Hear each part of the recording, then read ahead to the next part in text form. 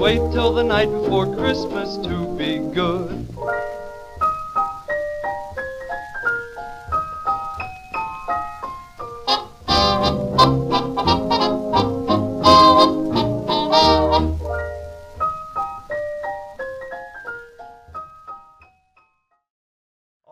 And in 3, 2, 1, welcome, ladies and gentlemen, to episode 98 of the Prehistoric Podcast, part 10 in our 12 podcasts of Christmas, number 4. No, this is 12 podcasts of Christmas, number 4. As always, I'm one of your hosts, Francois Nation. I'm Andrew Soros Claus. I'm the Heat Miser. Well, that's not a thing. And we have a very special guest with us today. Introduce yourself. I'm Paul Kuzbek. Awesome, Paul. And how do we know you, and why do we know you? And I guess those are the first questions. Yeah, these are big questions. Starts getting existential with it. It's like, well, who are we really? Let's take it back to maybe the Stick Breaker video. Yeah. With the pistol whips. Yeah. I spent the last 5 years playing lead guitar in the Saskatoon indie rock band, the Pistol Whips. Mm-hmm. Traveled the country, made records, and the latest release that we just did, Voices, the second single was Stick Breaker, and you guys made a kick-ass, am I allowed to say that? On Absolutely. You can say it. Literally very, very badass, black and white noir, super dirty rock and roll music video for us. And so, Thank you. that was a fun shoot. And then I, as life goes, parted ways with the band, some... things changed over the course of the summer. We are brothers, though, and it's all good. I was just up at O'Brien's. They just rocked the house, and I sat in with Liat, their new guitar player, for the last 3 songs on his side of the stage, and we rocked out. And so stuff's all good there. But, and then I've gone solo. I'm doing the solo acoustic thing, and then we linked up on the Who I Am video up at Prairie Sun. Absolutely. Yeah, so if you haven't seen it yet, search Paul on Facebook. We did a video for his song Who I Am. Fran did a video for his song Who I Am. That was a lot of on fun. the acoustic side. It turned out really awesome. Prairie Sun's a sweet location too. Like you can. Sorry, go ahead. Oh no, it totally is. Yeah, good vibes. So as is per tradition, every episode of the podcast, 12 Podcasts of Christmas, the three of us drink. We are committed to drinking some different type of alcohol in a certain quantity, counting from 1 to 10. And in the 12th episode, we drank all the drink. We drank all the drinks back from 12 back down to 1. So on the 10th podcast of... Oh, you're singing, sorry. On the 10th podcast of Christmas, Prehistoric Productions drank for me 10 Burt Reynolds. I didn't know what we were drinking this week. Burt Reynolds shots, which are Captain Morgan's and Butter Ripple Schnapps. This is great. So wait, we're just doing shots? Yeah, some of the episodes are just shots. You know that. I should have got water. This is the second year we're going to do this. There probably... This probably won't be a third. I don't know if I can do this again. What do you mean? Last year we drank 78 drinks in an hour and a half between 4 people. Wow. On episode 12, and then I challenged Conor McGregor to a fist fight. No, a drinking fight. A drinking competition. It wasn't a fist fight. Okay. You said specifically, you could beat me in a fight, but I could beat you in a drinking competition. Yeah. And then you barked at the camera. You couldn't hear me because I was up there. The microphones were back here. Yeah. So if you're online searching for stuff after the Who I Am video, check that one out. Okay, well, I'll pour these. Sure. Paul, why don't you tell us a little bit about what your acoustic music is about and what inspires you, stuff like that. Well, I mean, I grew up on the classic guys, like Neil Young and Bob Dylan, right? But then the sun goes down and it's 2017 and you're listening to Danger Mouse and Jay Dilla and Beck and stuff like that. So I'm kind of this mashup of the classically informed songwriting, but you go on my iPhone and it's half hip hop, it's half grooves, it's half D'Angelo, you know what I mean? So it's it's going to be interesting because I've been writing a lot of music and it's going to start off as this solo folk thing, and I'm going to tour, and I'm going to go and play these solo acoustic shows all over the country and release an EP and do my thing. But as time evolves, and I'm writing into the 3rd album right now, it's going to get so that I think that the folk and the blues guitar and the kind of melodies and the songs that I write are going to have hip-hop beats on them, fat grooves. And dope bass lines. Cool. That sounds really interesting you say that because it's well, just before the podcast we were kind of talking. Well, we've had for those who watch. We've had. We had Alex Shen on the podcast, haven't we? Yeah, we had it twice. Oh, not me. I've never been there. Oh, you've never been when Yeah. he's been here. Yeah, that's so funny. But So we've got. There's another guy we did a music video or two music videos. we filmed 2. We're released 1. We're editing a second, and we're planning for at least one more music video. He's a guy we know from Pitcher Creek. He's become a really good friend of ours, and he like what you just said is very similar to kind of like I guess like on the surface level, just listening to it on sort of what he's doing because he's doing his own solo acoustic thing, and he's actually evolved from doing like how he described it was really interesting because we had a really long talk when he was in Ontario, and he's like, yeah, like my whole thing is I want to build these huge songs in the studio and make these like they've got these like big like lots of synth and like just these big songs and then still be able to give a different but stripped down experience when I play them live. Mm-hmm. So he's evolved to now he plays the kick drum while he plays the guitar and sings, and he also works a loop pedal. So he does like all these things like when he's on stage he like builds the loop, builds the beat. Cool. And then you see him like layer this song into playing it, and it sounds very similar in kind of sound to what you're describing. Yeah. Probably different influences, but yeah, like I think my vibe will be more like I'm gonna play producer in the studio for sure. Yeah. But I think then eventually it would be almost like reverse engineer it. So it's like find out what the drum machine's doing and then get a live drummer who can sound like that. That's and go pull it off live with the crew. And build into that. Though. You know, because like I think the solo acoustic thing is great right now because it's portable. I'm maneuvering around. It's also very in. Yeah. Well, I mean, like, it never really goes away, but it's interesting to see what genres it pops up in. Mm-hmm. You know, sometimes it's like the country world is very singer-songwriter oriented, or sometimes it's like, you know, in the pop world like it is now, like, you know, you listen to like that Justin Bieber album that came out a few years ago, and what is it, Love Yourself? Yeah. That's a guitar and a vocal. Yeah. And like 300 million views on YouTube. That's a really good point. You know what I mean? So it's kind of just goes around the wheel, though, I think. Yeah. And I think for me, it's a really important thing to be able to do because in this industry, you have to be able to carry your thing on your back and go around and show people what you do. And it's a great, man, I've spent so many just of the best moments of my life with that thing on my lap. You know what I mean? It's like something that just keeps giving back. I'm so happy that I do it and I spend the time to like get to know it and what it is. Cause it's like, I picture myself being like 80 and sitting on a stool and playing the blues with like, you know. Well, it's like to a lesser extent, I guess. It's like having something in which you can kind of purely express yourself creatively without needing anybody else. Like in that method, it's like my thing, I guess, that way is like I am really into like doing effects on my computer, and it's always like I don't know if this is the same with the guitar playing. Well, I'd imagine it'd be kind of similar, but it's like there's always something new to learn, and like you're constantly figuring yourself out, and you're constantly getting a little bit better. Yeah, and like totally. I like just last night, what was I working on? Oh, we're doing a music video right now, and I was trying to figure out like an intro for it, and just how quickly I had like an idea in my head and was able to like right away get a mock-up done. Right. I was like, that would have taken me like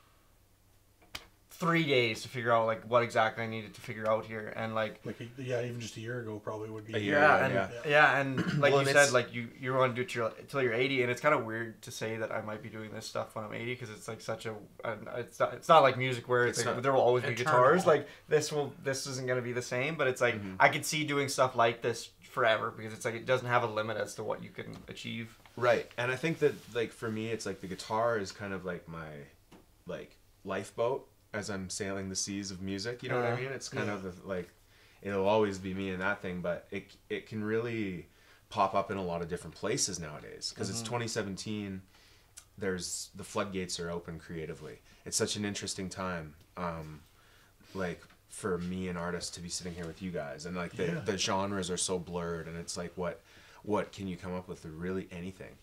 So it's kind of cool, like, and you say like, you know, I'll always have a guitar when I'm 80, but I think that the platform's going to be so different by then. Where will concerts be? What will that look like? You know what I mean? Like because that's like that's decades in the future. Like, I can't even How That's one of the- imagine how will what people it's- be consuming music then, and Yeah. it'll be like nothing we can imagine. Because, like, even You know? you think about it, it's like even just 20, 30 years ago, it's like nothing like it is now. I Like, know. totally different. Even like, 10 years, yeah, 10 years it's- ago, and you say just getting to the bottom line quicker.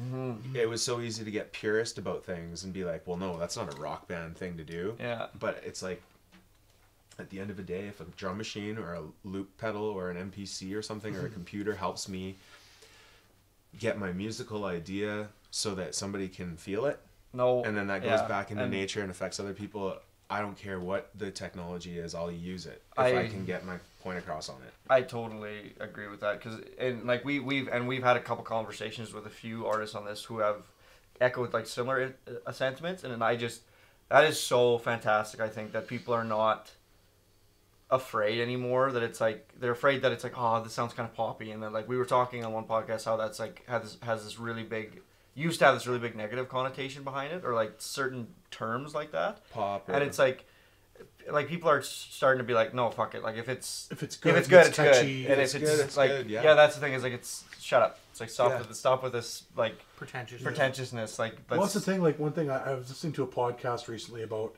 the punk scene and how it's like when a scene gets like as exclusive as that, and it's like everybody's a poser. Like at what point can you join up, and like, are you not a poser? You know what I mean? See, I think this is such an yeah. interesting conversation to be having right now, because Yeah. like it's so prevalent in like almost every sort of art form, and I'm seeing those walls that used to be there, man, they're not there anymore. Yeah. And it's really like, it's all music, it's people telling their life story set to melodies and rhythms and grooves, and it's like expressing themselves, you know what I mean? There's so many worse ways to spend your time. You know what So I mean? true, yeah. And the worry about it, about like being accepted and stuff like that, we're seeing it now with all of these people getting called out, all this abuse, all these clubs shutting Yeah. down, these gross managers and people that used to, Yeah. you know, have manipulation over like women who used to not get the same type of gigs and opportunities as men, and the whole thing with, you know, that's going on right now in social media. I'm just applauding it. I'm just like, finally, you know what I mean? And so it's gonna even make the scene more rich. Yeah. People who used to maybe not go to a hardcore show or a punk show will go check it out because they'll feel safe going to the washroom. You know? Yeah. Yeah, and I definitely think like another big part of it is going back to what you said.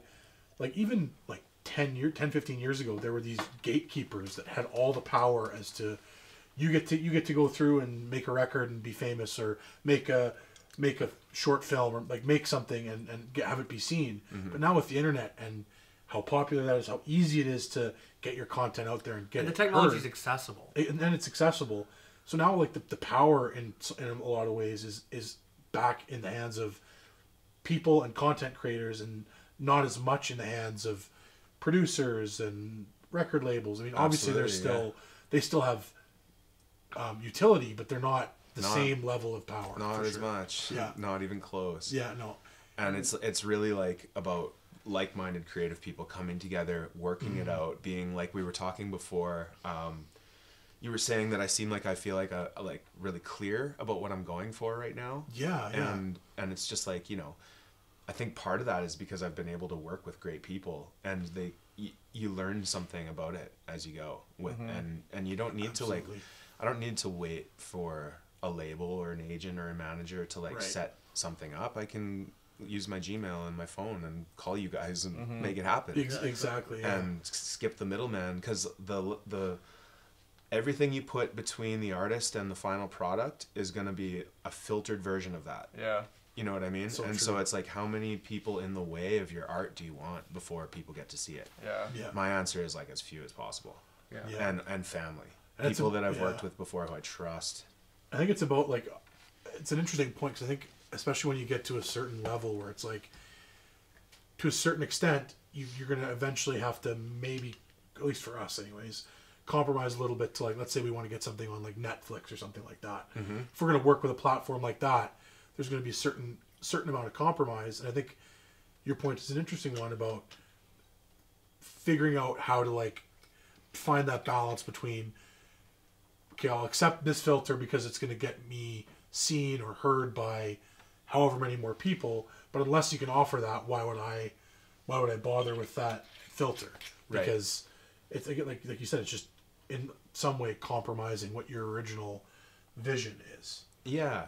I just think like when it comes to those kind of like those calls, it's always just like your gut doesn't lie, really. You know, if it doesn't sit well with you and it's something about it's not right and it's off brand or it's off color for you, I think like something better is probably knocking, you know, the next opportunity. Well, it's always good to sit one out if it doesn't feel right, but at the same time, it's like it's art, right? There's no Christmas bonus. There's no like, you know, I don't. You got to do what you got to do. Yeah, you do. And you know, one thing that I think is kind of an interesting addition to that, like, because music is an entertainment, but we're also entertainment as well as a service. Mm-hmm. A lot of the times, like, gut stuff with us comes down to, hey, I maybe don't have that same, you know, this budget doesn't necessarily fulfill what you guys are looking for, or hey, I've got a non-for-profit and we need some pro bono work done. Yeah. And we can't accept it all the time because lots of the time we're too busy, and I would love to just do free video work for everybody in need, because there are lots of people who need, you know, some sort of outreach through good professional video, and I'd love to do that, but we just aren't capable when we're busy. But we pick and choose those certain ones where it's like, you know, like a particular artist or something, and it's like an investment. It's with especially with bands and musicians. I'm sorry to cut you off. Yeah, no. I think it's like how we've learned to look at it is like an investment in.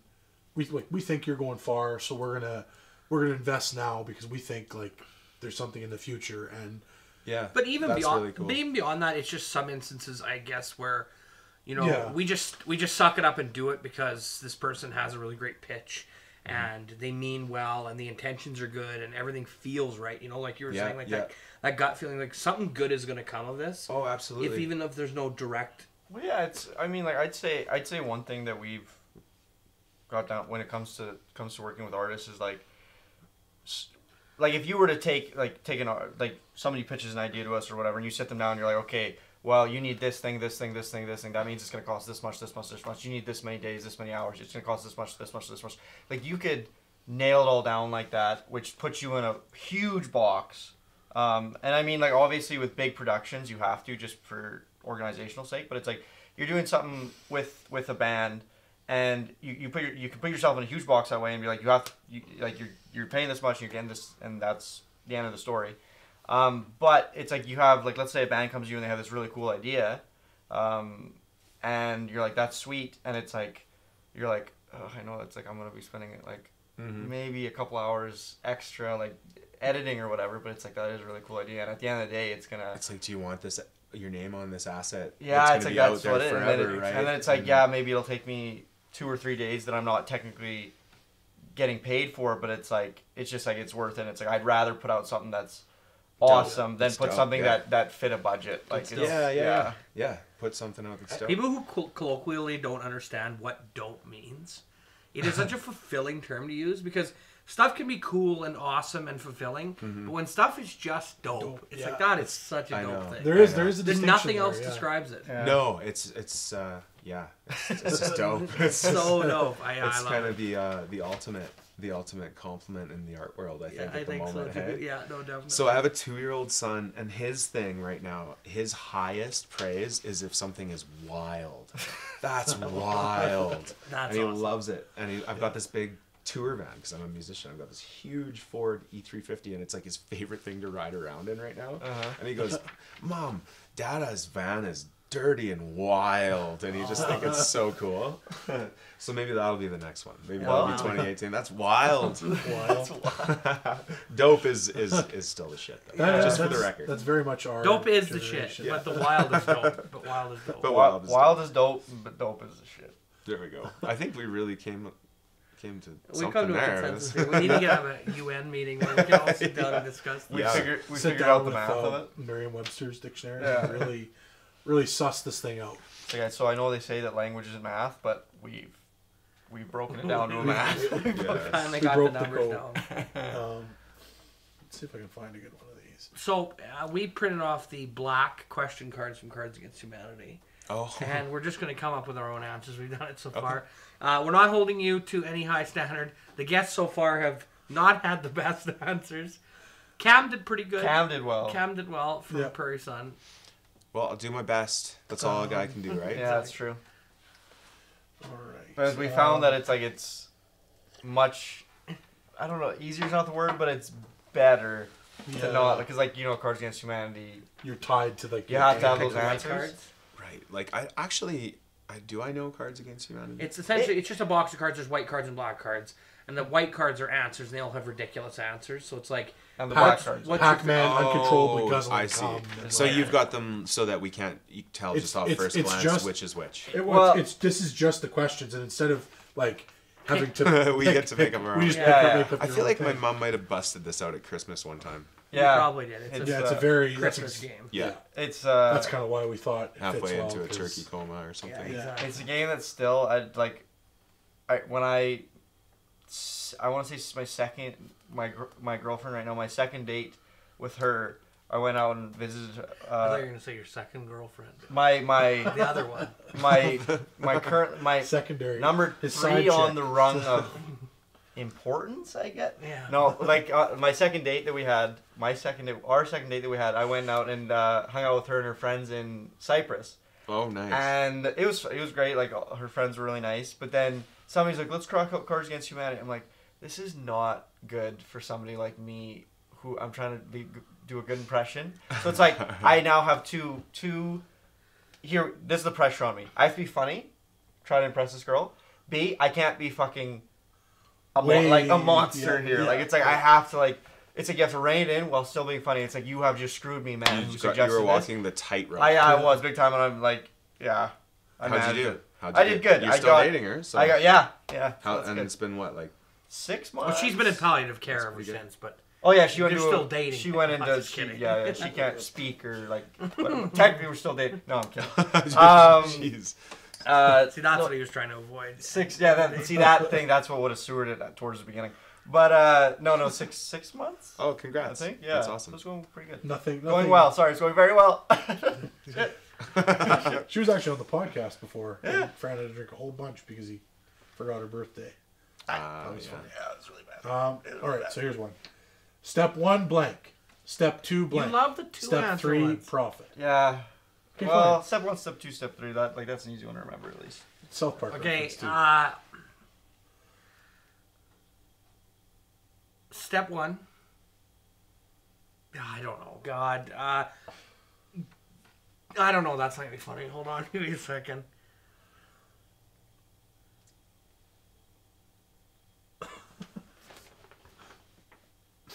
Are you ready? You not ready? Okay, you go ahead.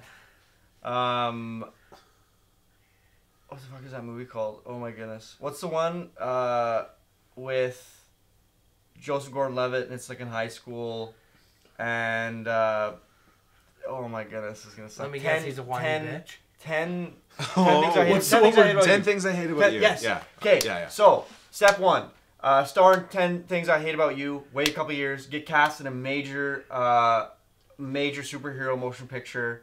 Step 2, die. Step 3, profit. But Joseph Gordon-Levitt's not dead. I don't know That's what what I'm I talking don't know. about. I don't think I know We're what's talking about happening here. Heath Ledger Heath was also in Ledger. that movie. Oh, I didn't know that. Oh, This and is it. Robin Hood was in the third one. What the fuck Joseph are you Gordon-Levitt was saying? the third kid Why is he Robin Hood?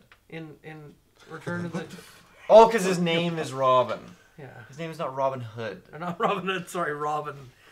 Sorry, I got Robin from Batman and Robin Hood. See, like A whimsical character from the... Immediately, Kevin Costner came to my mind. I'm like, when is Kevin Costner in the third Batman movie? Like, that doesn't happen.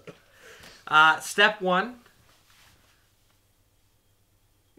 I don't know. You're holding back. I can tell you of something. No, I don't. Terribly That's something offensive. terribly offensive. You have to have it in your head. I know, You have but it in it's your head? like, it's right there, but I don't know how to word Don't it. start speaking until you have it. Okay, Andrew or Paul, one of you guys, I gotta think here. Okay, so it's like we're trying to pick a character that you guys are guessing. Just anything.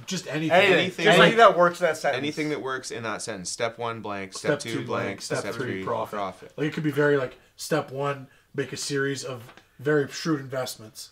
Step Right. 2, capitalize on those investments. Step 3, profit. Right. I mean, not as funny, but Okay.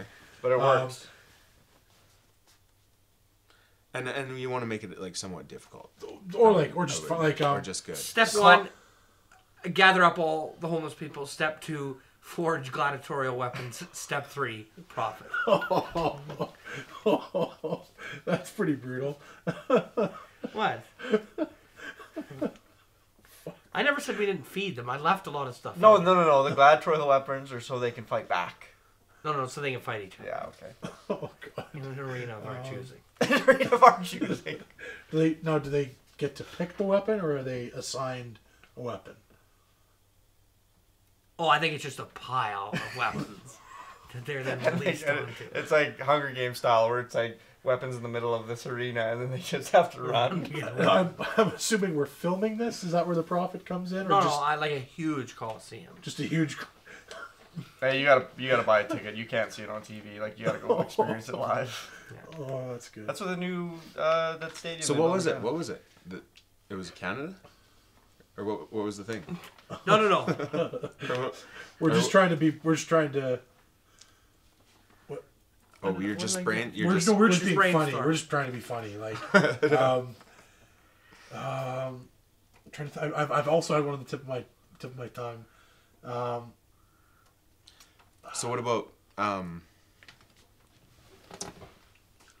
inherit more money than most third nation countries and have the worst hairdo of all time, get elected for president beyond anybody's wildest dreams. Step 3. Step 3, profit. Profit. Yes! Definitely. That's a good That one. is That is very that profitable. is the game. Oh man. Did I get it? Absolutely, Man? that is Okay. absolutely yeah. That's the best one so far, for sure. I didn't mention. Did I mention the wild orange wig? Yeah. The wild And one. hair. And skin. I guess. Apparently, See, that's not. Apparently, like he's going down pretty quick. Yeah, that's what If- they say. Man, if he gets His impeached, his daughter, and him are pretty directly tied to. It was like some ridiculous thing I've never heard of, like grand corruption or some shit. Grant, yeah. And it's like it's at the very best case scenario for them, they are totally ignorant to this huge money laundering scheme for a dictator, and I mean, either they look really stupid or.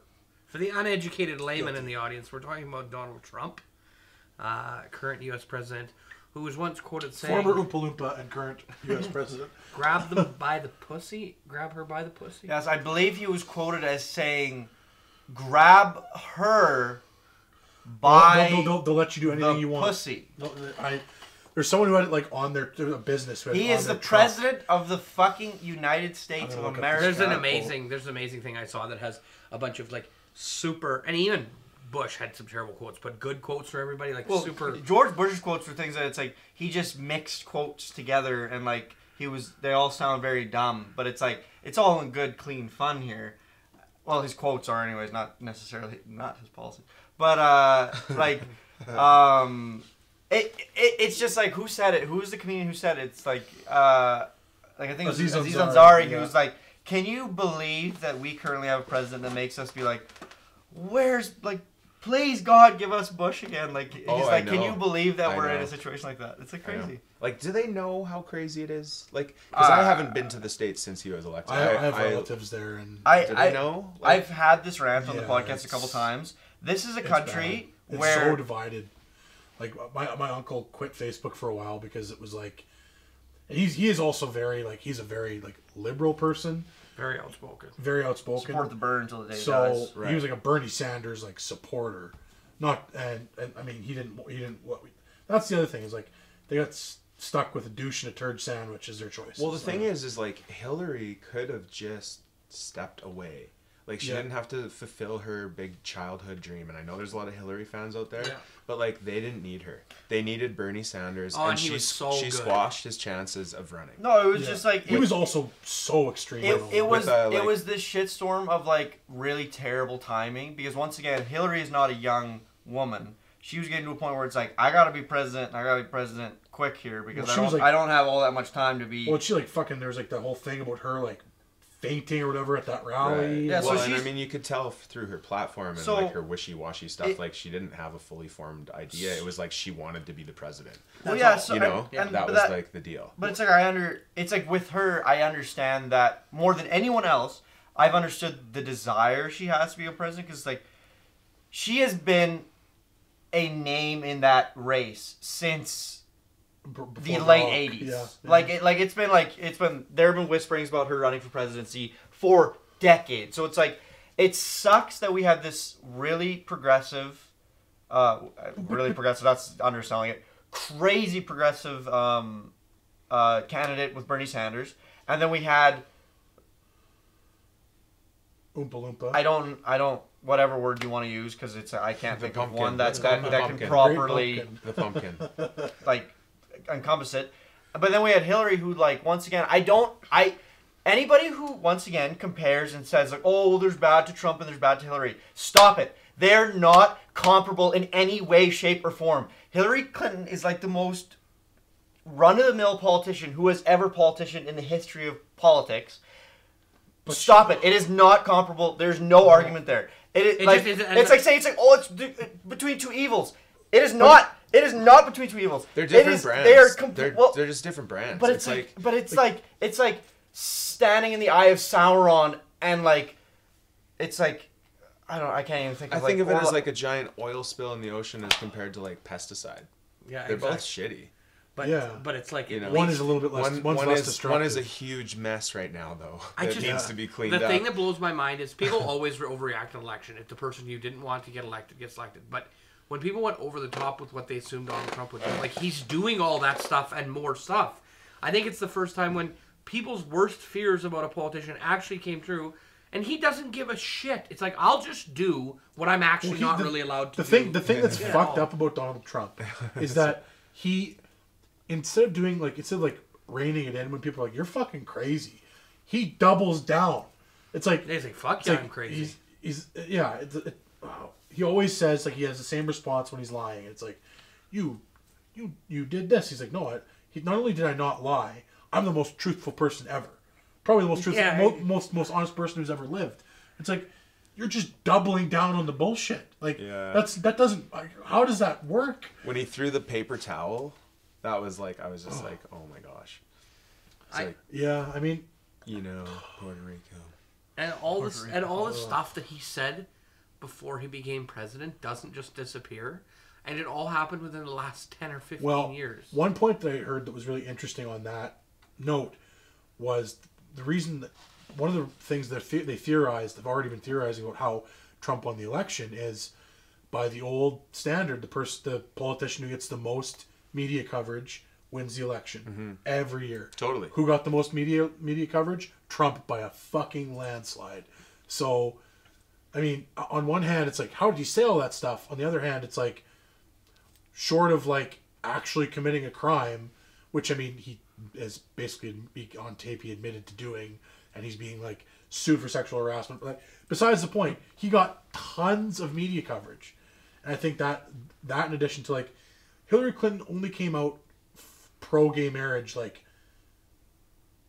within the last decade. Like it was very recent. She was on the record anti marriage equality, and then all like she will just say whatever to get.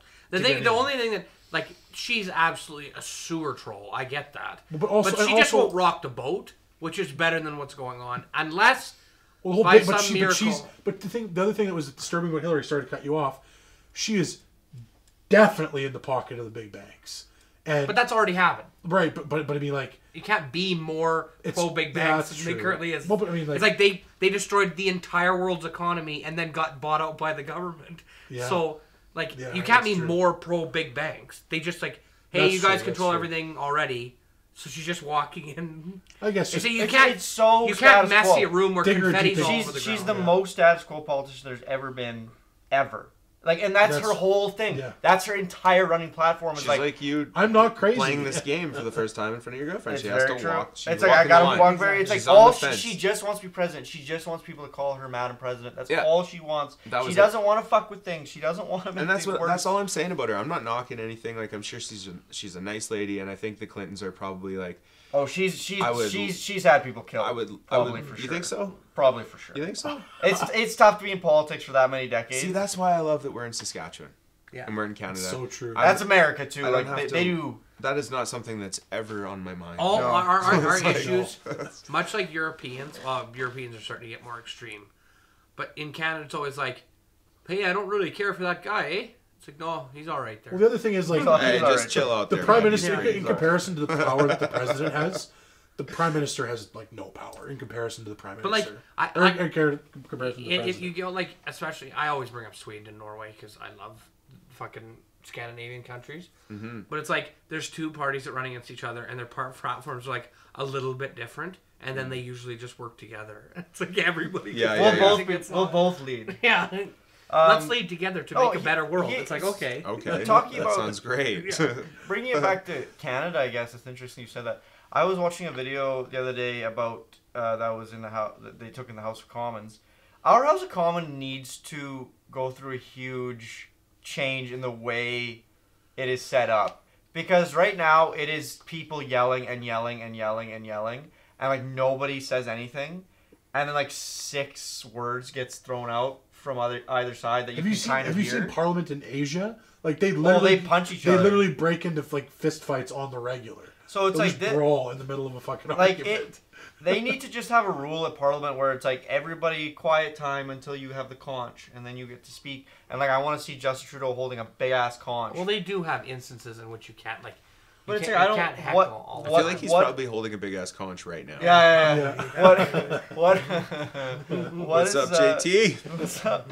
What is the point of the yelling time of yell time? Well, and, because the Because it's like watching a Congress kindergarten. isn't like that, and it's really because like Westminster parliamentary style is like the way they debate is super traditional and formal, and like it's like a time honored tradition, and it's like they learn to anger debate like and- that. It's like they should have a place where only men can go and sit on leather seats with cigars, and you can't speak while you're there. It's like it needs to go. Actually, I was watching. I'm like, this is such a colossal waste of everyone's time. And like maybe there's that like tradition camaraderie to it, but it's like I was watching. I'm like, this is accomplishing absolutely nothing. It is just like a chance for everybody to like say really nasty But things to also, each other. the other thing is that the one last defense I'll have is the only time they televise the House of Commons is when there's lots of people there, and that's when that shit happens.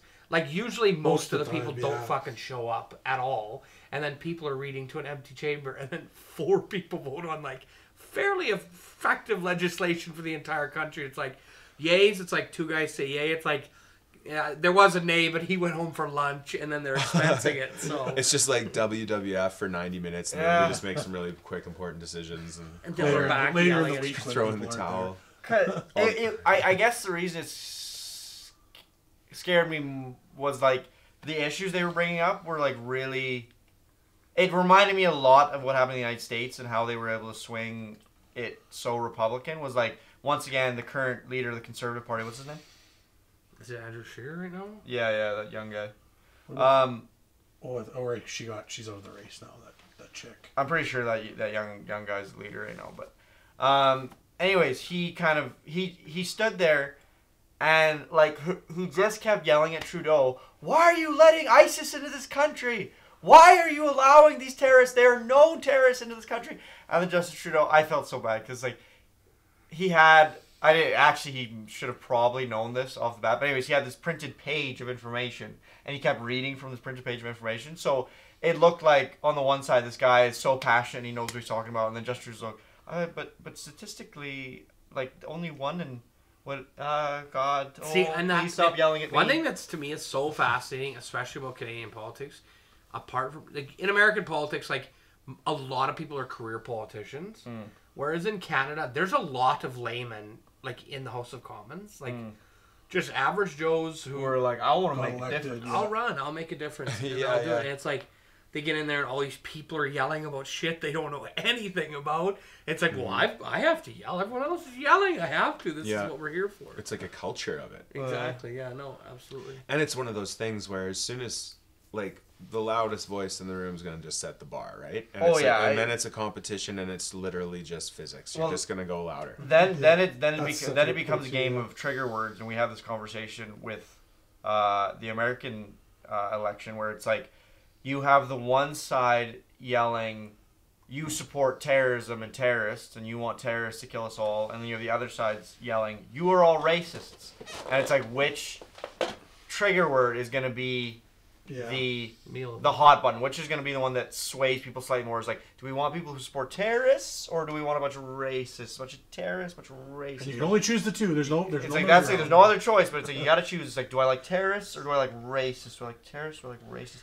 What's your cause? Pick your cause. Yeah, and it's like it's so. That's the thing. It's like the argument at that point has been so polluted that it's like, what the fuck are you talking about? It's like most of these people, 90% of these people are racists, and 90% of these people, I would say like 99% of these people are racist, and 99% of these people don't hate terrorists. Like, why are you lumping them in with these groups? It's such a weird like thing where it's like so easy to like sort of in most people's lives not see it, right? But then it's like when you do see it, it's like it almost is shocking and it stops you in your tracks, and then you see it stupidly perpetuate so quickly. You know what I mean? When it flares up, it's like these incidents you hear about are just like, where does this shit come from? You know what I mean? I go about my day and it's like love and peace, and I'm happy to see my friends and my family. That's the thing. And I hear about this stuff and I'm just like, I can't even imagine it. Like that thing that happened in Las Vegas recently. Yeah. I can't even imagine being at that concert. And it really it terrifies me to the point where like sometimes I can't sleep at night because I'm a musician, and I think about like, man, is my kid gonna be able to like go to shows when like Nico's like 16? Is he gonna be able? Will there be concerts? Will it be safe? No, it's real, and it's very weird. And it's weird to say this, but it's like after an incident like that happens, and some people suffer from it worse than other people, but it's like there is a certain level of paranoia that can be instilled, and like the one that happened to me, and it still happens to me randomly. A couple years ago, there was that guy who went to a movie theater and shot all those people while they were watching a movie. Yeah. Sometimes when I'm in a movie, I'm sitting there and like all of a sudden I'll have this flash of, wow, it would be super easy for somebody to like under the radar just stand in front of everybody because like nobody's paying attention and kill us all because like I'm not paying attention, no one's paying attention. Like you could shoot me in the head right now and I wouldn't have known. Like that's the thing. And it's then like, you get and I get scared and then I'm like, I kind of want to leave the theater, and then you're like, no, that's a ridiculous fear. So you and look at like the statistics of like that happening in Canada versus like what they're facing in the States right now with the mass shootings, and it's like staggering. Yeah. Like and for people who think like, you know, Second Amendment gun rights, it's like that shit was written 300 years ago when like literally cowboys were fighting Indians for we the talk Wild about this all West. the time. You know what I mean? In the United States government, the military will fucking roll you. It's like it doesn't matter if you have 85 AR-15s. Yeah. They will fucking they will bring a drone in. They will blow up your entire house. Because the argument is like we need to be able to protect ourselves from the government in case the government tries. It's like we need to be able to. It's like if that's your argument, it's a terrible one because you just brought it. It's like start saving up for a Tomahawk missile, I guess, because like that's what you need. Exactly. Yeah. And I hope you have like a tunnel that's like thermally insulated that nobody can find you and to go to. Yeah. Notice how every one of these mass shooters with their stupid semi-automatic weapon ends up dead. Yeah. Right after. You know know what I mean? It's like the other thing that gets me is like they found that after a big mass shooting like that in Vegas, they like it's like a snowball down a hill. Like more of them happen. It's not like people sit back and think like, oh, that was fucked up. Maybe we should not do this for a while. They opened the can of worms. Next week, it's like there's another one. Like 2 weeks after Vegas, there was another one. It was like only there's the kid in the church just recently shot all those people. Well, and it's the media putting their name in the paper instead of talking about I the firmly believe the that victims. Yeah. I'll tell you, Paul. There's such an interesting thing. I don't know. You maybe saw the same news piece, but it was obviously a country music show, and we know the tendency for people of rural and southern demographics are more interested in the Second Amendment rights than other people are. And one of the opening bands, super Second Amendment guys. I don't remember what the band name was. It was but they had legally carried firearms in their tour bus, like a bunch of guns. Oh, I didn't hear this part of the story. Yeah, they had locked up rifles and stuff, and they're like, yeah, this is our Second Amendment right to have these guns, and like we're here to defend the people and all this stuff. And he's like, yeah. And then in 15 seconds, I realized, number one, I have no idea where this guy is. The best shooter in the world couldn't find him and shoot him for where we are. Mm-hmm. Number two, if I pull a gun out and start shooting, I'm going to get shot by the police. Shoot me. They're going to automatically. So it's like it doesn't matter if you have a handgun. If everybody in the Las Vegas shooting had a white weapon on them, it would not have helped at all. No, and also you're like more tempted to. Well, kill more people. It would have been way worse. Yeah. You might as well just draw a target on yourself, right? Yeah. In that situation, it's like you're gonna go out there holding a gun. Like, good luck. It doesn't matter if you're the whitest, blondest guy ever. Like, well, you will get shot. Yeah. You mentioned this. You said somebody said it's like very rarely do mass shooters survive a thing like that. It's like they usually get killed by the cops or they kill themselves. But I was thinking just on that note, it's like. If I was a cop in a situation like that, where it's like I show up to a scene, like let's say that one, and I see all these bodies, and it's like I'm looking for this guy, and I find him, and he's like, I surrender. I'd be like, that's why you have a gun, and I am so against violence, and I loathe violence, and I loathe it, but it's like in that situation, it's like. You don't get to fucking live now. Like, what do you think? It's like, that is the only instance where it's like, vigilante justice, I could really understand the urge. The urge. Yeah. It's like, you don't get to fucking just do this. Well, especially and then, please take. But then, that's even more of what we're talking about, right? Then where does that stop? That's what I'm saying. So it's like, if like me not being a police officer, it's like, if I'm in that, and obviously police officers are held to a much higher standard than I am, but. Like if they're not. I'm saying they should be. They should be held to a way higher standard. Honestly, like people are so hard on cops and stuff. If I can understand, everyone I've ever dealt with has been like so pro. It is a fucking impossible job. No one is actually qualified for it. Like, no. It's an impossible job, and in Canada we're pretty lucky because you at least have to. They're like the qualifiers are much higher than in the States, but in the States it's like. They're putting fucking billboards out for the LAPD saying you can make this much a year if you're a cop, and it's like no one is qualified for this job. It's like how accurate is a psych eval? They have to make calls like that, like what you were just describing, like just all the time. That's just like, imagine. I think like you and I, we go home, we think we had a rough day. Yeah. It's like I didn't get my like guitar solo right on the new record. I gotta go back and do it tomorrow. Yeah. Like, you know. Yeah. Well, the other thing that's crazy about being a cop in the States, that when I think about it, and like, obviously I don't have any sympathy for like shooting an unarmed person. It's fucked. But like in the States, there's guns everywhere. You're legally allowed to carry a firearm in your vehicle. Every time a cop goes and makes just a fucking, you were speeding, like any normal traffic stop, in their head they're like, does this guy have a fucking gun? Am I gonna get got today? Like, I can see why police are already just on fucking edge. If you're like shades are up, tinted window, and they're not sure about you and they pulled you over, by the time he gets to your door, he's at like a 6 out of 10. Exactly. He has to be. Yeah. He or she, I should say, are they? Yeah. Absolutely. That's the thing, and I have total sympathy for that. The only thing I don't have sympathy for is like, hi, I'm being super polite and compelling, and I really didn't break that bad of a law. Why do you have to keep being such a cocksucker? Which is, I mean, the two sides of the coin. Like, I totally get you pull a guy over and he's in a fucking Chrysler 300 and all the windows are tinted. Like, he has to be ready because this is a life and death situation every time. Yeah, it's like going into the boards in NHL hockey. Yeah, exactly. You know, you could die. You could die. Yeah. You're going in fast. Trying to look like you're battered, beaten. No. I just had I had a good thought. And on a completely, I'm trying to capture it again. on a completely, on a completely different topic. When we have musicians on the podcast, we like to ask the question: what is the, I say biggest venue, largest crowd, craziest?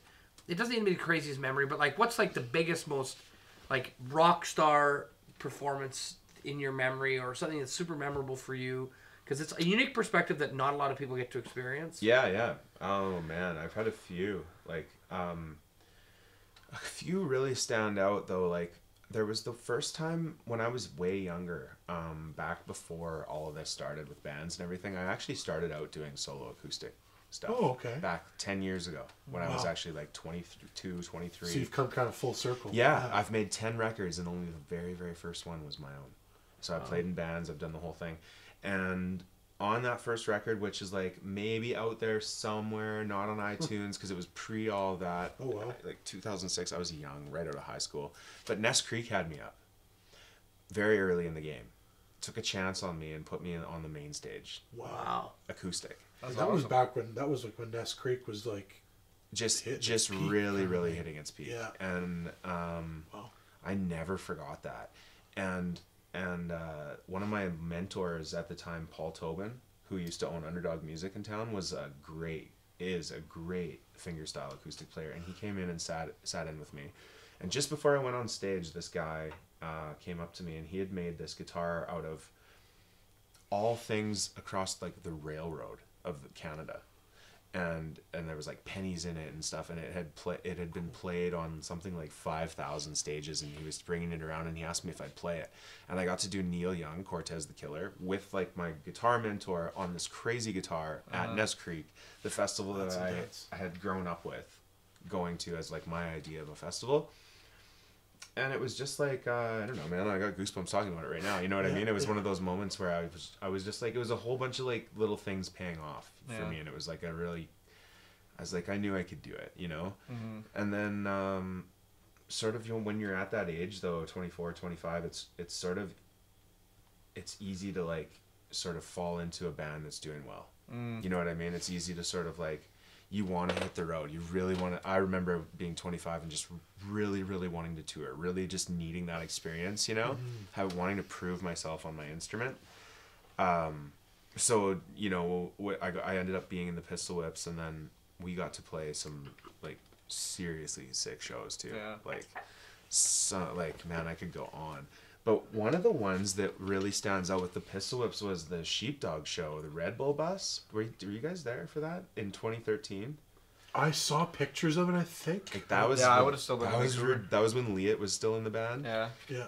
And which, you know, so it was like original lineup, and we sort of, who were those? They played Grey Cup that year. Yeah. We were like, when I was doing my solo thing back when I was, you know, early on in the Lydia's days back on Broadway. Wow, I really wish I could have experienced Lydia's. I wasn't out here yet. I was good buddies with the Sheepdogs, with Ewan and all those guys. We kind of came up together at that time. And so, you know, we watched those guys like have that like huge run. And it was kind of things were like at the end right there. It was sort of, to me, like, I have that idea of that band to me is like that night. That's what the Sheepdogs were to me. Yeah, you know what I mean? That's and cool. it was fucking crazy. There was like probably 8,000 people that came onto Broadway on the roofs of every building, like just a sea of people, like on Broadway. By the time we were done playing, I think there was like 6,000-7,000 people on the street. That's so cool. And they killed it that night. And I remember Liat had this outro to a song. I don't know what it was, but it was one of the most psychedelically amazing pieces of guitar playing that I've ever heard. He's incredible to see. Oh man, live, he's the seeing him shred is like, he just always melts faces. yeah. Always, every time. God, that's so cool, because it's not. A lot of times people tell us like of the typical, I opened for X band and I was in X venue, but this is such like a unique. Yeah, and that was the thing. It was because it was like, it was right in front of Lydia's. It was 2 months before Lydia's closed. It was the street that we all grew up playing on, and it was And like just killing it. and it was just Thousands of like people. yeah, and it was like, and that'll never happen again. That was a bus that rolled in and pulled out, and those people came, and the bus rolled away. Like, to me, that was it's bittersweet because it was like the end of the youth. It was like, right, I remember I was 30 years old. You know, I was like, it was kind of the end. Like the end of It that was era it capped kind of off the era. Yeah. Yeah. But a great way. But in the most badassly, like, epic way that I ever imaginable. And we even played the after party at Vangelis after. Oh, nice. And it was sold out, and they let us play till 3 a.m. and it was a wild night, and something that I'll never forget. And, you know, we've shared the stage with lots of people, like Yukon Blonde we played with, Monster Truck, tons of good shows over the years, like so many. We got to go back to Ness Creek with the Pistol Whips and headline a Friday. Yeah, that was recently, wasn't it? 2015. Yeah. I started following you guys on social media, like, I don't know, probably right around 2015, actually, right around that show is when I would have initially started. And, yeah, that was right around the time we met you all. Yeah. Yeah, so I don't know, just so many good ones over the years. Sold out shows at the Dakota Tavern in Toronto, you know, like just... Yeah, that's such a good venue. I could start thinking back, and it's like, man, one in almost every town, you know? Yeah. What was... Because you guys probably made your way... This is just interesting to me personally. Like, you guys made your way over to the West Coast a couple times. Mm-hmm. What... Do you remember any, like, venues in the West Coast that, like, you remember? Because, like, there's a few of my that I enjoy a lot, but it's like, I remember one time you guys... I think it was right after we went to... Like, we did that show... Because when we filmed our first thing together, I still had another... full semester. I think I had a full year still left of school, so I went back to Vancouver to go to school. Oh, cool. And I remember the Legal Wolves played a show, and at different times. Was it Media Club? Media Club, maybe? Maybe, but I didn't get to go see you guys. Was my thing. It was like, I was like, yes, this is gonna be awesome. I get to, but then I had to pull some overnighter project, so I didn't get to do that. But I remember I was excited for like months because I was like, it's a Saskatchewan band, and I could take my friends to go, and it sucked. Well, Vancouver for me is like, do you guys know Mark Ejak? From Sly Business. He used to have a band here in Saskatoon. So I used to live in Vancouver, and we had like a blues trio, Mark and I, called Whiskey Songs. Okay. And we used to play at, we had a residency every Tuesday and Thursday night. So I know this Vancouver very well. My family's out on Vancouver Island. We always play Vancouver every time we tour. We had a couple good shows there. The Cobalt, most recently, is the Cobalt to me is I think the best room to go see like a new artist in Vancouver right now. Where's the Cobalt? I'm trying to think. It's up kind of like Broadway and Main area. Okay, so it's not or sort of commercial. Yeah. Zone, Okay, so it's not. Okay, yeah. I lived right on commercial Broadway. Yeah, it's kind of around there, right on the underpass. It's like, I think it may have. I must have been there because I'm pretty sure I can't like specifically. It's a really but really yeah, sweet I must room. have been there. I think. think. Everybody's going through there right now and playing. But that's awesome. That's cool. That's one thing that always interests me is like how, because like right now Vancouver is this weird thing to me where I can think of the layout and like I can imagine it really well, but it's like I haven't been there so long. I'm sort of just went for Metallica, and it was so surreal going back after like 2 years being like, oh my god, I remember this. Yeah. So it's just cool to like. Well, the way the harbor kind of snakes around and stuff too, it's a little bit. I lived there for like a year, and I go there maybe 3-4 times a year, and I still get turned around there. There are parts where it's like, and Vancouver's really bad for that whole like parts look like other parts phenomenon, where you're like, oh, I know exactly where we are. Totally. I I recognize all these things, and then you're like, oh my god, I'm in a completely different. Yeah, it's like no, I'm in gas town. Because I guess the coastal thing helps out a lot. Is like you see the ocean, water, and you're like, oh, there's the water. I know where we are. And we're flatlanders, right? We can see like the house 4 miles away is always like northwest here. You know what I mean? You get used to your landmarks. Everything's a northern star. Yeah. Yeah, it just takes a minute. Whereas Montreal, I lived there for a year as well. Yeah. And I didn't go back for 7 years, and like instantly, like back of my hand, everything came back. That's awesome. Yeah. Montreal is an interesting city like that. Yeah, it's. I never lived there, but I visited a bunch. Just being in Ontario, it's like right there, and I really wish I had that experience of living there, just because it always felt like such a. Like even more so than Toronto, like such a vibrant city. Like stuff was just. It's so weird to say stuff's always happening. Stuff's happening, always happening. It's fucking Saskatoon, but it had that vibe to it. Like, well, and it's nice. It's more the hustle bustle, I think. Yeah, and it's nice to try on the other shoe. I find. Yeah. Like it's like I find like us four are like 4 white dudes, right? It's pretty easy for us in life just out of the gates. Yeah. And I feel like we kind of, as much as I don't say we take that for granted, it's nice to go and maybe not have that experience. Yeah. Maybe have to try some new languages and try a certain new way of asking for things. Yeah, you know what I mean? Be a little bit uncomfortable. And be a little bit out of your comfort zone. And I felt like if Montreal, if my songwriting was a cell phone, Montreal will charge it in a weekend. And I'll come back with like, a whole bunch of new ideas every time because I'm an outsider there. So you always look at the world differently. Yeah, that's one. That is a very interesting way to put that. Yeah.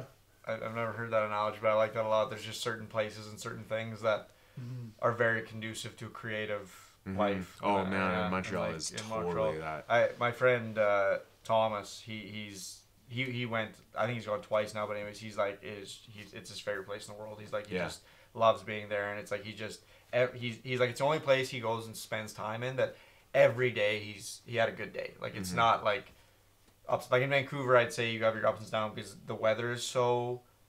Yeah. Because it's like you can have such a great day and you're on the beach and you're on like you see all these beautiful things and like there's so many things to see, but then it's like you have one day where it's raining and shit and like it totally brings you down. But he said it's like Montreal's not like that. It's like it just feels very great the whole time. Well, he's found a good little pocket to slide into in Montreal because I had a few bad days there. Yeah, to go bad days. But I will say, man, Vancouver, as much as I love it, it can be a drag sometimes. It's just there's something about that place where it can just be like Gotham City. I totally agree with you. Yeah, It's like there is a weird.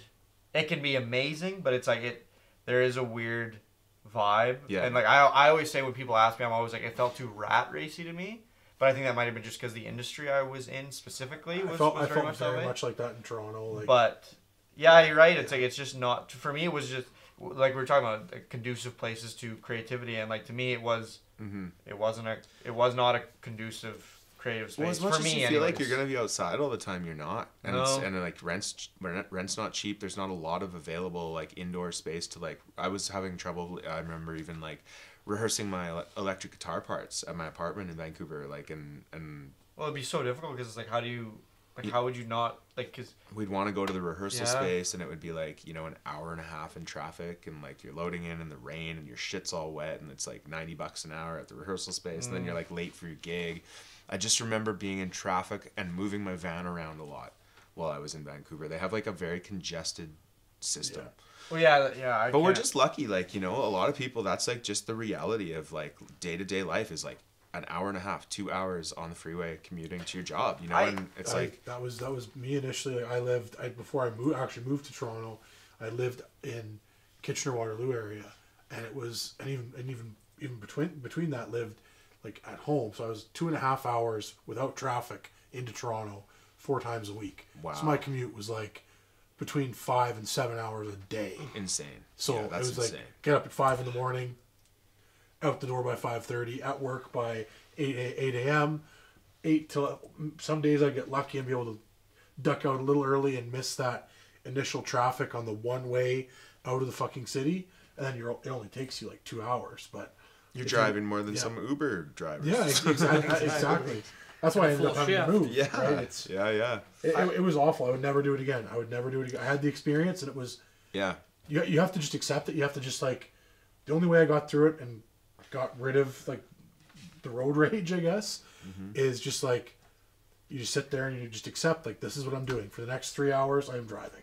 Yeah. I'm driving in stop and go traffic for 3 hours. Thank God This for is where I am. tunes, right? Yeah. Exactly. There you Good go. Back to music. Yeah. Music and podcasts got me through that for sure. Yeah. I just watched the movie. Well, like 2 days ago, I watched the movie. Started watching, I should say, the movie Wall Street, which does not hold up in any way, shape, or form. They should maybe just strike that movie from the record because, like, it just The original one. it has, it just has no relevance in today's society at all. It has relevance, and it's like, do you want to know what the '80s was like? But it's like that's it. It's like it's just like it's a nice snapshot of the '80s, but it's like the movie in terms of its actual like. So isn't it strange to be like, because isn't it weird how much the game has changed, but those guys are still the exact fucking same every decade? They made the It's sequel like, to Wall Street, right? It's like there's always a group of people that are willing to do anything to jump at the highest swinging fruit. Yeah. Whatever it is. You know what I mean? Totally compromise their morality. Yeah, anything. Yeah. I will do anything to get that fruit at the top of the tree.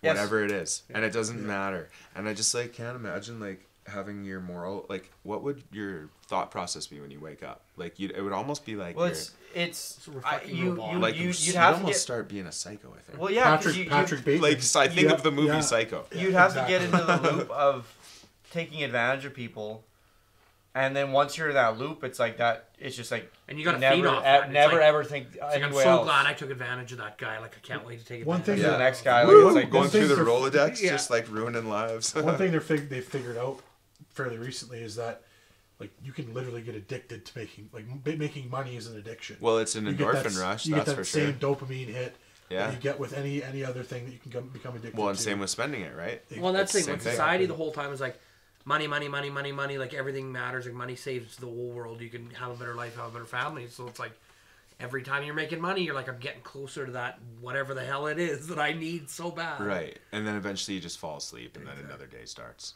And so it's like if you can kind of like stop chasing that endless like thing that's going to make you so fulfilled and just realize that life's only going to feel as good as you feel in that moment. Yeah. That's all it ever is. It's just like as good as you feel now, because it's happening right now to us. As good as you feel right now, that's as good as it'll ever be. So if you can make yourself feel good and be around people that are like bringing out the best in you and try to like do what you love. And feel good about them feeling good. I just have seen it work. It's magic. And it's like things just have a way of unfolding in this pure way if you're kind of like can create a moral code based around like love, you know, and like what you want to make a difference in the world with. And like that's basically what I'm singing about with this new stuff. That's like what it's all about. It's that like that journey, you know. I think it's not really trying to get anywhere.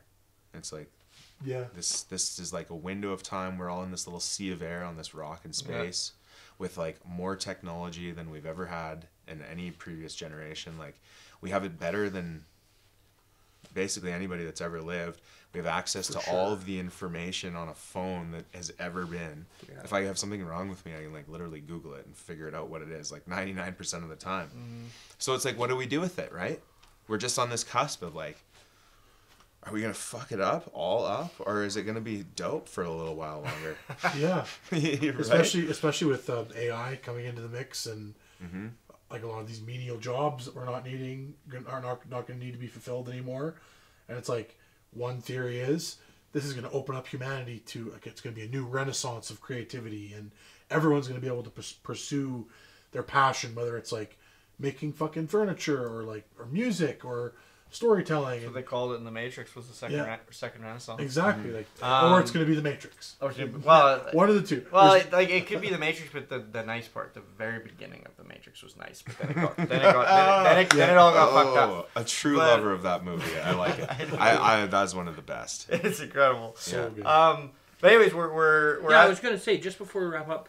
Why don't you tell our viewers where they can get your music, maybe when your next album's coming out? Yeah. So as some of you may know, or some of you may not know, I'm going to be debuting a new song in its raw form, me and an acoustic guitar, every month on the full moon via my Facebook page.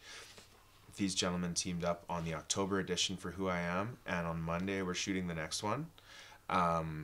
So that's sort of for now where to find me. But I'm working on an EP that's going to be out in the spring. It's going to be a very acoustic, folk-driven, like minimalist thing. Because when am I ever going to get to do that again, right? You know, you listen to like the this is the time. Nice, I don't have a band right now, and so I was thinking, you know, should I get players on it? And it's just like, no, it's just going to be like guitar, lap slide, harmonica, maybe some one or two other elements. So that'll come out in the spring, and then I'll probably do a couple festivals, start working on the more of like a really polished live solo show, and do a nice little run in the summer, and then just when everybody thinks I'm done, boom, full band album. Full band album. Yeah. And then it's fire, and then you know I'm running on all cylinders. Yeah. And I'll probably start touring and capitalize on that momentum. And and I've got probably, you know, a Dropbox folder sitting at home with like 90 songs in it, 100 songs in it right now. Wow. Jeez. So I've got the next, like, I've got the EP planned. And then the next 12 albums. And then the next, disc. It's going to be a box set. It's going to come out in 2030. It's going to be like when Green Day did Unos Dos Tres, but like good. But like a good, like, that was 6 albums that we just push. They're all released on the same day. Yeah, you can only get them in whatever. But like in my years, 16 hours of music. It's going to be great. It's going to be a marathon with the winter Canadian in mind. Yeah. You know? Yeah. Comes with popcorn.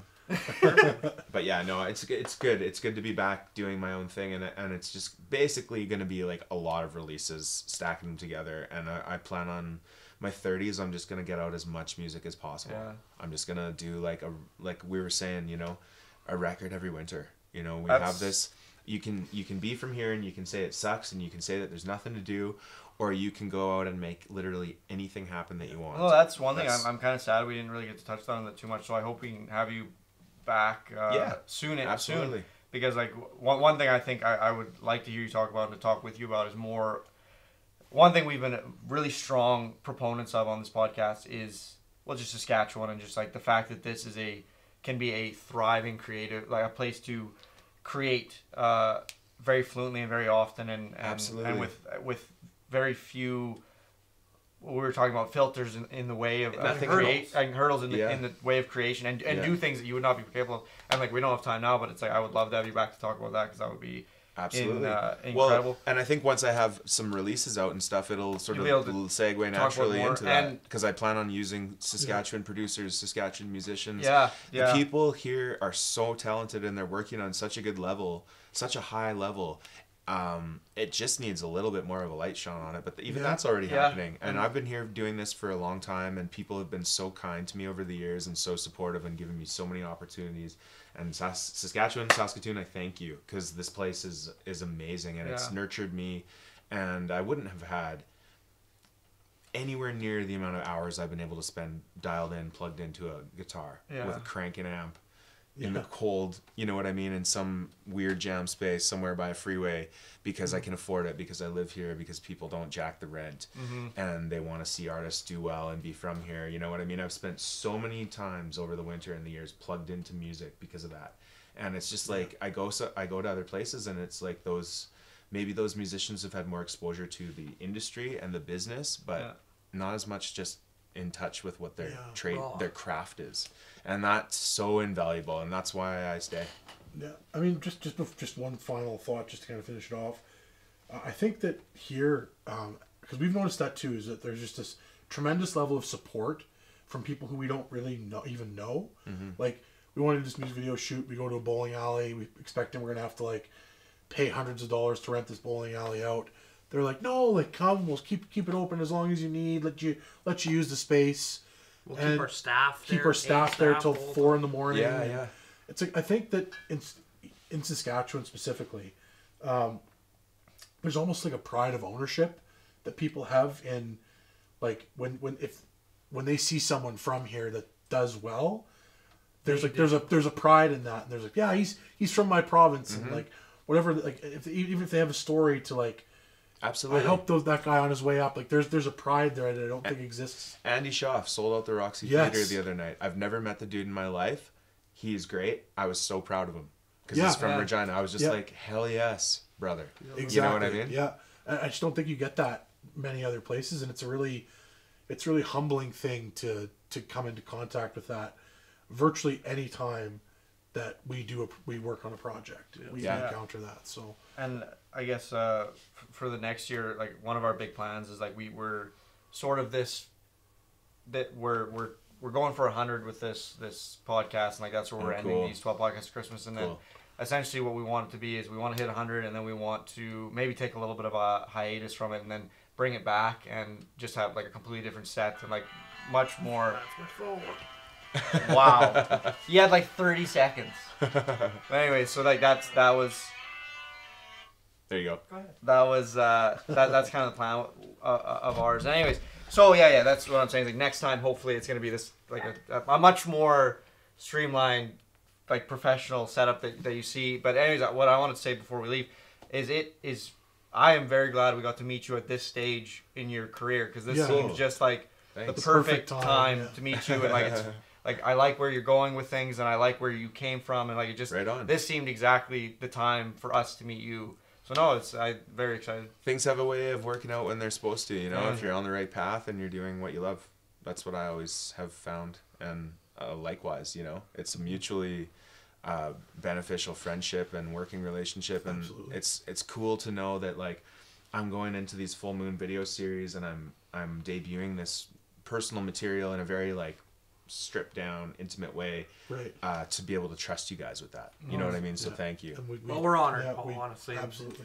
Thank you so much for coming on. And my pleasure. Yeah, it was really fun. I feel like we learned a lot and covered a lot of ground. We did. Always do. That's the awesome thing about these long podcasts. Check Paul out on Facebook, and follow him, and you'll catch a new song every month. Yeah, facebook.com/Paul Kuzbick Music, and my website's dropping early 2018, paulkuzbick.com.